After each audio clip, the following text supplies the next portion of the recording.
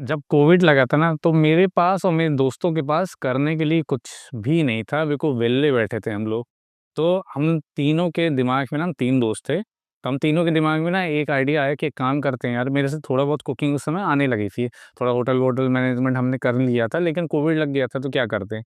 लेकिन हल्की-फुल्की कुकिंग तो हमें आने लगी थी, तो अब क्या करें, 3 से 5 हमने कुछ जोड़ा और हमने एक छोटा-सा स्टॉल एक चलाया, बहुत ही छोटा-सा था, कॉम्पैक्ट सा बिल्कुल।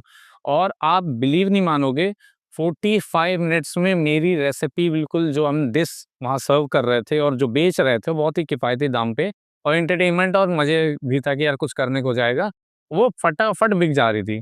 और वो कौन-सी डिश थी पता है आपको? Indian donut. आप नहीं समझे होगे, वो है मेदू वड़ा और कुछ भी नहीं है।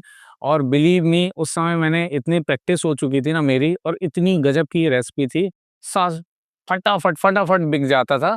और उस समय समझ में आया, ये जो बीच में होल कैसे होता है और होल होता क्यों है? तो चलो ये सारी चीज़ें बताऊँगा, अंदर से बिल्कुल आपको मॉइस्ट मिलेगा, सॉफ्ट मिलेगा, बाहर से बिल्कुल क्रंच रहेगा। एक बार बना लोगे ना, हर बार आपका बिल्कुल परफेक्ट मेदू वड़ा आपके घर में बन के तैयार होगा। और बेस्ट पार्ट ये है कि अभी एक बार बना लो और उसके बाद उसको रख लो, और शाम को जब भी कोई मेहमान आते हैं, सुबह कोई आते हैं, उसको री-फ्राई कर लो, एज़ इट इज़ स्वाद देगा और बहुत ही अमेज़िंग वाला। तो चलो बिना मेरे बक-बक के फटाफट से रेसिपी स्टार्ट करते हैं। तो सबसे पहले 4 से 5 घंटे मैंने धुली उड़द दाल को अच्छा से भिंगा लिया और देखो बढ़िया तरीके से भीग भी गई। अब इसको मिक्सर जार में ट्रांसफ़र करते हैं और एक बढ़िया सा हमें कोर्स सा पेस्ट बनाना है। लेकिन उसके पहले क्या करेंगे, इसमें थोड़ा-सा ना आइस क्यूब ऐड कर देंगे, जिससे मिक्सर जार गरम ना हो और आपकी मिक्सर खराब ना हो। तो एक दरदरा सा अब पेस्ट बना के लेके आते हैं फटाफट से।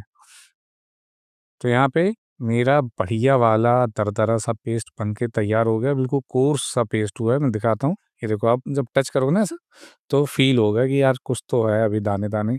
उसको एक बड़े से बर्तन में अब ट्रांसफ़र कर लेते हैं, क्योंकि इसके बाद थोड़ी-सी 5 से 7 मिनट की मैं आपको मेहनत ज़रूर कराऊँगा, क्योंकि मेहनत का फल अच्छा होता है। तो नमक डालते हैं और नमक डालने के बाद आपको क्या करना है, साफ़ हाथों से अच्छी तरीके से एक ही डायरेक्शन में इसको ना अच्छे तरीके फेंटना है। तो स्पीड धीरे-धीरे से तेज़ करते जाइए और बढ़िया तरीके से इसकी फटाई कर लीजिए। देखेंगे थोड़ा-थोड़ा नहीं, इसका कलर भी चेंज होगा और हल्का-सा ना बहने लगेगा। तो बिल्कुल सही तरीका है, लेकिन आपको जानना कैसे है कि भैया आपको रुकना है कि नहीं, तो एक पानी का ऐसे बाउल लेना और उसमें थोड़ा-सा ऐसे आपका बैटर जो है उड़द का, वो ड्रॉप करना है। अगर आपका ऊपर आ गया तो आप सफल हो गए, आप सफलता की सीढ़ी चढ़ गए हो। अब उसके साथ 1 इंच अदरक बिल्कुल चॉप करके ऐड कर दीजिएगा। अदरक के बाद अपने स्वाद के अनुसार बच्चों वाली कैंडी, मतलब हरी मिर्चें, वो ऐड करना है। थोड़ी-सी फ्रेशनेस के लिए धनिया, और धनिया के बाद ये ऑप्शनल है, कोकोनट करोगे बहुत अच्छा लगेगा, तो कोकोनट बिल्कुल फ्रेश वाला चॉप करके यहाँ भी ऐड करना है। थोड़े से करी पत्ते 3 से 4 बिल्कुल चॉप करके मैंने ऐड किया है, ये भी बहुत अच्छा फ्लेवर देता है। और उसी के साथ थोड़ा-सा काली मिर्च क्रश करके बिल्कुल 1 छोटे चम्मच यहाँ पे ऐड कर दीजिएगा। और अब सभी चीज़ों को आपको बिल्कुल ही हल्के हाथ से सेम डायरेक्शन में, एक ही डायरेक्शन में आपको मिक्स करना है, कि ऐसा ना हो कि एयर जो अंदर आपने इतने टाइम से भरा है, वो डिस्टर्ब हो जाए। तो हल्के हाथ से आप इसको सब चीज़ों को मिला लो और मिलाने के बाद आपको करना अब कुछ नहीं, हाथ को करना अच्छी तरीके से गीला, और गीला करने के बाद थोड़ा-सा पोर्शन अपने एक हाथों में लेना। पानी लेने से आप में कभी भी उड़द की दाल जो पेस्ट है आपका चिपकेगा नहीं, देखो निकल रहा है ना फटाफट। और अब वही अंगूठे से आपको छेद करके अच्छी तरीके से आप बड़ा छेद कर लेना, और ज़्यादा ना शेप के चक्कर में मत पड़ना, और बिल्कुल केयरफुली तेल में आपको ट्रांसफ़र करना है। तेल का टेम्परेचर आपको मीडियम टू स्लो रखना है और बिल्कुल हल्के-हल्के हाथ से ही आप उसमें डालना है। ये नहीं कि बिल्कुल छिटका लो, और ऑनेस्टली शेप के चक्कर में मत पड़ना। अकल लगाओ, वो खुद ही फूलेगा और अपना शेप पकड़ लेगा।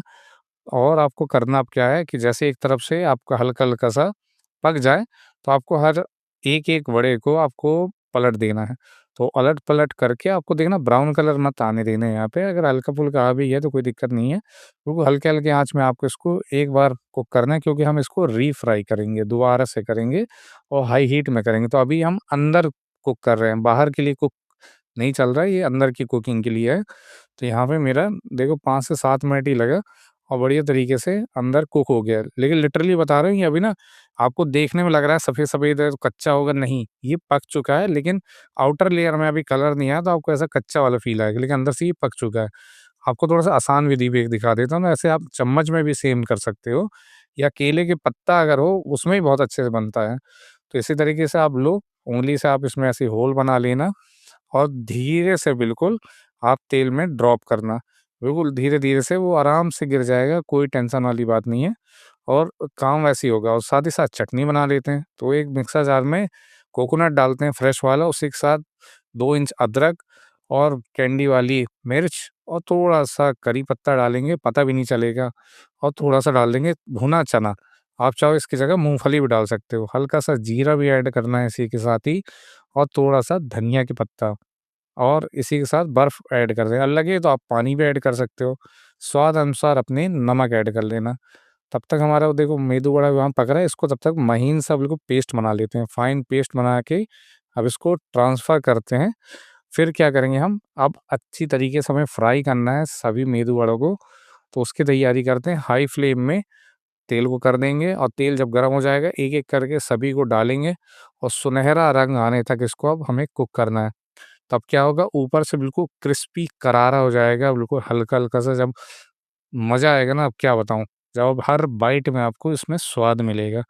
तो सुनहरा कलर आने तक इसको आप पकाइए, जलाना नहीं, बस ध्यान रखना इस चीज़ को, और अंदर कुक हो चुका है। तो आप बिंदास आप ऊपरी कलर आप ला सकते हो, और जो सफ़ेद वाला हिस्सा स्टार्टिंग में किया था ना, उसको आप रख भी लेना, और बाद में भी कर सकते हो। तो एक्सेस ऑयल टपक जाए, इसलिए एक टिश्यू पेपर में इसको ट्रांसफ़र कर देता हूँ, और अपनी चटनी में लगा देता हूँ तड़का। तो जीरा, तेल, राई, हाँ, और राई के बाद आप थोड़ा-सा करी पत्ता, हींग, ये सारी चीज़ लो, और इकट्ठा बिल्कुल सभी के सभी चीज़ों को अपनी चटनी में डाल दो। और अगर आपको लगता है कि थोड़ा-सा खटास और चाहिए आपको, तो हल्का-सा आप इमली या फिर मेरे जैसे लेमन डाल सकते हो। उसमें लेमन जूस ऐड कर देंगे, और लेमन जूस ऐड करने के बाद इसमें बढ़िया तरीके से मिक्स कर देंगे, जिससे हल्की सी खटास आ जाएगी, वो आंध्रा वाला। चटनी बन के तैयार, अब मेदू वड़ा भी बन के तैयार है। अब देरी किस चीज़ की, चलो अब चलते हैं। इस रेसिपी में आपको मैं सिर्फ़ और सिर्फ़ 2 ही टिप दूँगा। पहला तो ये है कि जब भी आप दाल को आप पीसोगे, तो बहुत कम से कम पानी का यूज़ करना, ये बहुत ज़्यादा ज़रूरी है। अगर आपने ज़्यादा पानी का यूज़ कर लिया, तो वो हैंडल नहीं होगा, ये तो लिख के है। और आप मेदू वड़ा बनाने जाओगे, पछले पराठे बन जाएँ या कुछ और भी बन सकता है, उसकी जवाबदारी सब आपकी, अगर आपने ये नहीं माना। बर्फ़ मैं इसलिए डालता हूँ कि क्या होता है कि मिक्सर जब भी चलता है, ऐसी हार्ड चीज़ें जब वो करता है, तो हीट कर देता है, मिक्सर ख़राब भी हो जाता है। तो आइस डालना बिल्कुल मैंडेटरी कर लो, बिल्कुल आइस डाल दो, कोई दिक्कत नहीं है, उससे आपका मिक्सर ही बचा रहेगा, आपको अलग से पानी डालने की ज़रूरत नहीं पड़ेगी, और बिल्कुल बढ़िया वाला पेस्ट तैयार होगा। और थोड़ा-सा दरदरा पेस्ट ही इसका बना के रखना, और बाकी और कुछ नहीं। और जो आपने मैंने देखो, यहाँ पे आपको देखा होगा कि मैंने 2-2 बार फ्राई किया। उसका रीज़न है कि आप जब हल्के आँच में पहली बार फ्राई करते हो, तो अंदर तक अच्छे से बिल्कुल स्पंजी बिल्कुल हो जाता है, बिल्कुल सॉफ्ट हो जाता है।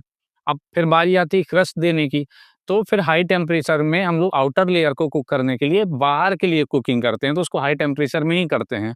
तो ये बहुत ज़्यादा ज़रूरी है, और बिलीव मी, इससे जो रिज़ल्ट्स आते हैं ना, आउटस्टैंडिंग आते हैं, बिल्कुल इतना मज़ेदार है कि आप एक बार अगर इसको आपने अच्छी तरीके से एक-एक स्टेप सीख लिया ना, हर बार आपकी रेसिपी इतनी ज़बरदस्त बनेगी कि आप कहीं भी जाओ, आप सीरियसली इसको बनाने के बाद स्टॉल खोल लेना, गारंटी मेरी है, मैंने करके देखा है।